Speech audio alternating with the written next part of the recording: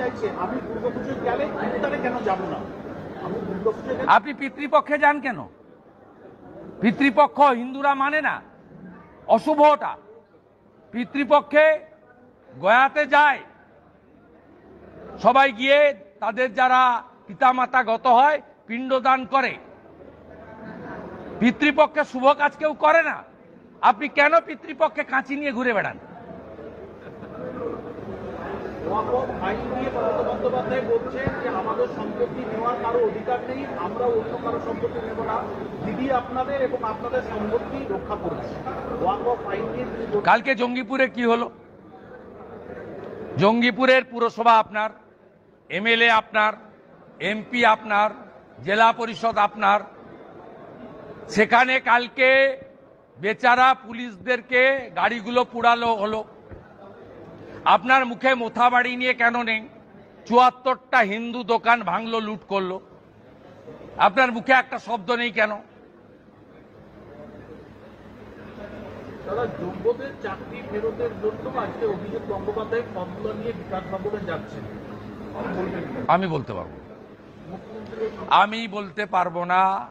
আমি অন্য কারোর কাজ এবং পদ্ধতি নিয়ে মন্তব্য করি না, করব না। অনুব্রত গোটা বাংলার মানুষ সবাই জেনে গেছে এই ঘটনার জন্য মমতা ব্যানার্জি দায়ী।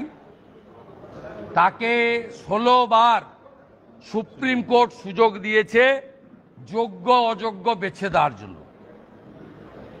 এই সমগ্র ঘটনার জন্য দায়ী মমতা বন্দ্যোপাধ্যায়। একটাই আওয়াজ, দফা এক, দাবি এক, মমতার পদত্যাগ। এর বাইরে কোনো কথা হতে পারে না। আজকেও চাকরি আমরা বলছি বিজেপিকে আনুন।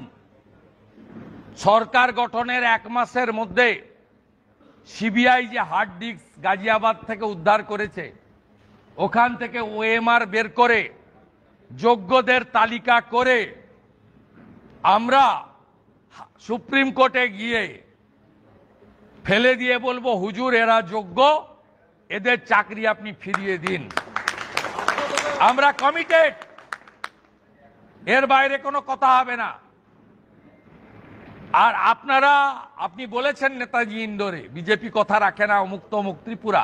আপনি জানেন না সিপিএম এর ভুলের জন্য ১০,০০০ সামথিং চাকরি গেছিল।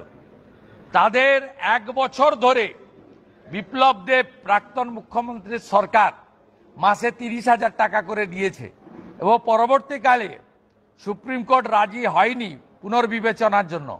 তাদেরকে অন্য পরীক্ষায় বসার সুযোগ দিয়ে অধিকাংশকেই অ্যাকোমোডেট করার কাজ ত্রিপুরার বিজেপি সরকার করেছে। এই সরকার মানবিক, সেই কারণেই নরেন্দ্র মোদীজি ২৪ সালে একাধিক নির্বাচনী প্রচারে বলেছেন বিজেপি লিগ্যাল সাপোর্ট আপনাদের দেবে। এখনো আমি মনে করি যারা যোগ্য, যাদের হাতে ওএমআর এর নাম্বার আছে, তারা যদি ইন্ডিভিজুয়াল রিট করে সুপ্রিম কোর্টে, তাদেরকে লিগ্যাল সাপোর্ট বা লয়ারদের যে ফিস দেওয়ার কাজ, আমি তো বলেছি আমরা ৬৫ জন বিজেপি এমএলএ আমাদের বেতন থেকে দিয়ে দেব, আপনাদের খরচ করতে হবে।